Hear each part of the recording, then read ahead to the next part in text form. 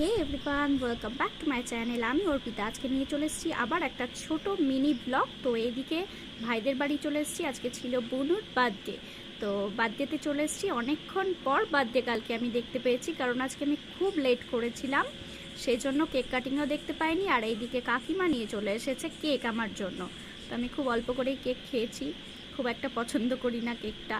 তো চলো, আর বার্থডে গার্লের যে এখানে সাজিয়েছিল জায়গাটা তোমাদের দেখিয়ে নিই। এই যে খুব সুন্দরভাবে সাজিয়েছিল, তো আমি দেখতে পাইনি।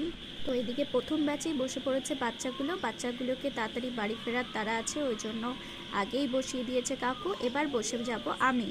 তো বসে পড়েছি, সব কিছু তাড়াতাড়ি ঝটপট খেয়ে উঠে পড়েছি।